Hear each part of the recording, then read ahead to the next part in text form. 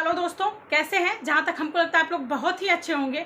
तो हम 2 दिन पहले आपका ये फंडामेंटल राइट और डीपीएसपी ख़त्म कर चुके हैं। तो हम आपको कल बताए थे राष्ट्रपति के बारे में, और राष्ट्रपति भाग 5 में आता है और आर्टिकल 51 से लेके आर्टिकल 52 से लेके 61 तक आता है। तो राष्ट्रपति, जहाँ तक राष्ट्रपति भाग 5 में आता है, और राष्ट्रपति के बारे में आर्टिकल जो 52 है उसके बारे में मैं कुछ हर एक बात बता चुकी थी। आर्टिकल 52 में राष्ट्रपति का पद का प्रावधान, राष्ट्रपति का पद, राष्ट्रपति का निर्वाचन कैसे होता है, ये सब हम आपको बता चुके थे। और जहाँ तक है आर्टिकल 54 के बारे में हम बताए थे। आर्टिकल 54 में निर्वाचन मंडल का प्रावधान है।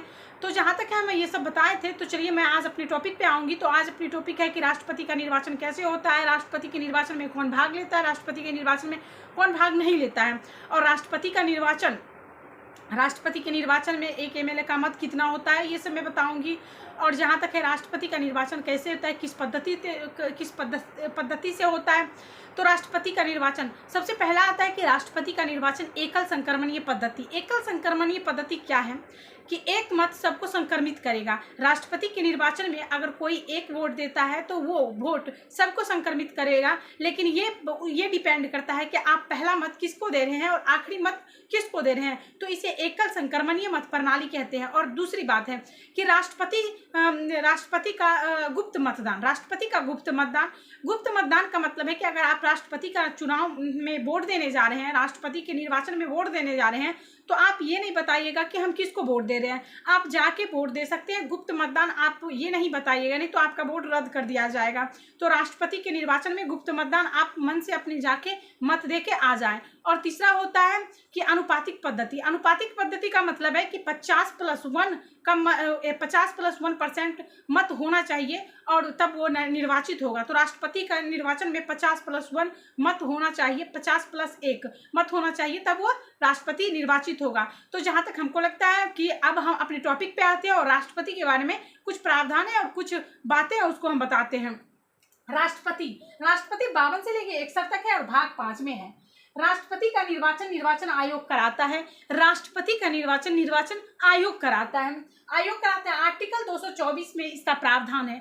आर्टिकल 224 में राष्ट्रपति का निर्वाचन आयोग कराता है। इसके पीठासीन अधिकारी राज्यसभा या लोकसभा के सचिव होते हैं। इसके पीठासीन अधिकारी राज्यसभा या लोकसभा के सचिव होते हैं। ये बारी बारी से होते हैं। ये जैसे कि एक पंचवर्षीय 5 वर्ष में अगर राष्ट्रपति का चुनाव होता है, तो जैसे कि इस बार राष्ट्रपति के चुनाव में राज्यसभा के पीठासीन अधिकारी थे, तो एक बार राष्ट्रपति के चुनाव में राज्यसभा के पीठासीन अधिकारी होते हैं और दूसरी बार राष्ट्रपति के चुनाव में लोकसभा के पीठासीन अधिकारी होते हैं।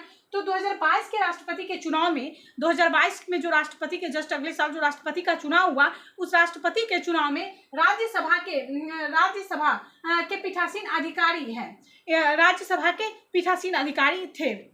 और सर्वाधिक बार राष्ट्रपति के चुनाव में सर्वाधिक बार पर्चा भरने वाला हरिराम चौधरी था। 5 बार पर्चा भरे थे हरिराम चौधरी। राष्ट्रपति के चुनाव में सर्वाधिक बार पर्चा भरने वाले हरिराम चौधरी थे, जो कि 5 बार पर्चा भरे थे। राष्ट्रपति के चुनाव में अभी तक 7 महिलाओं ने पर्चा भरी है। राष्ट्रपति के चुनाव में अभी तक 7 महिलाओं ने पर्चा भरी है, जिसमें 2 महिला जीती है। राष्ट्रपति के चुनाव में 2 महिला जीती है।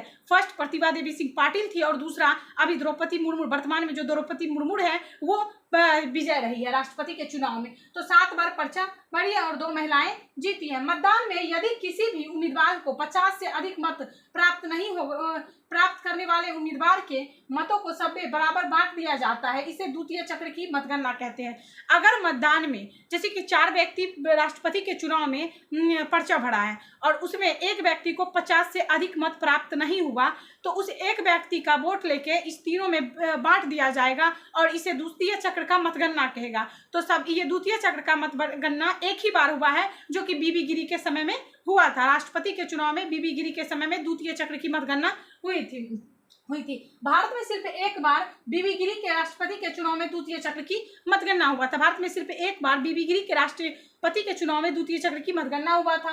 भारत में मात्र एक बार राष्ट्रपति नीलम संजीवा रेड्डी, भारत में सिर्फ एक बार नीलम संजीवा रेड्डी जो थे वो राष्ट्रपति के चुनाव में निर्विरोध जीते थे। निर्विरोध नीलम संजीवा रेड्डी जीते थे। एक एमएलए का मत राज्य की कुल जनसंख्या, एक एमएलए का मत जो निर्धारित होता है वो राज्य की कुल जनसंख्या, राज्य के निर्वाचन कुल एमएलए की संख्या और 1/, आप इसे गुना कर सकते हैं 1/1000 से।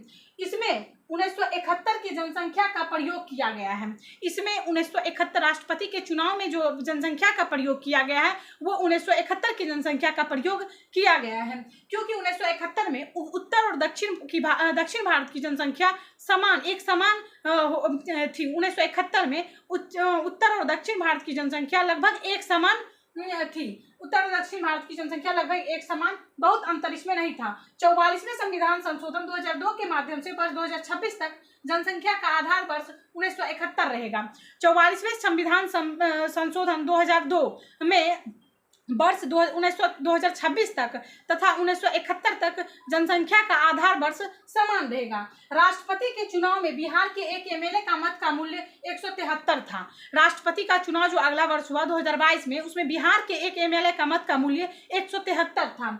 और राष्ट्रपति के भारत में सर्वाधिक एमएलए का मत का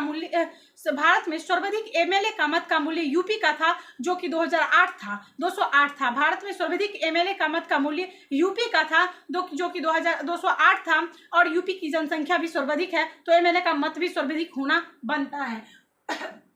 सबसे कम एमएलए का मत सिक्किम का था। सबसे कम एमएलए का मत सिक्किम का था, सिर्फ 7 था, क्योंकि जनसंख्या की कमी के कारण एमएलए का मत कम होगा ही, सिर्फ 7 था। हर राज्य के एमएलए का मत अलग अलग होता है। जहां तक हर राज्य के एमएलए का मत अलग अलग होता है, क्योंकि राज्य की जनसंख्या, विधानसभा की जनसंख्या अलग अलग होती है, क्योंकि राज्य की जनसंख्या और विधानसभा की जनसंख्या अलग अलग होती है। किसी राज्य की विधानसभा को भंग होने पर या एमपी के पद के खाली होने पर चुनाव पर कोई प्रभाव नहीं पड़ेगा। राष्ट्रपति के चुनाव में यदि कोई भी राज्य का विधानसभा भंग है या एमपी का पद खाली है तो राष्ट्रपति के चुनाव पर कोई भी प्रभाव नहीं पड़ेगा। इसमें राष्ट्रपति के चुनाव में कोई दिक्कत नहीं होगा। राष्ट्रपति के निर्वाचन में यदि कोई विवाद होता है तो अनुच्छेद 71 के तहत इसकी सुनवाई सिर्फ सर्वोच्च न्यायालय करता है। राष्ट्रपति के चुनाव में अगर कोई विवाद होगा तो अनुच्छेद 71 के तहत इसकी सुनवाई सिर्फ सर्वोच्च न्यायालय करेगा। सुनवाई सर्वोच्च न्यायालय करता है। परिणाम आने के 30 दिन के अंदर सर्वोच्च न्यायालय में अपील करनी होगी। जैसे कि राष्ट्रपति की चुनाव हुआ और उसका परिणाम 30 दिन बाद आएगा, तो आप 30 दिन के अंदर ही आप सर्वोच्च न्यायालय में अपील कर सकते हैं और तब सर्वोच्च न्यायालय सुनवाई करेगा।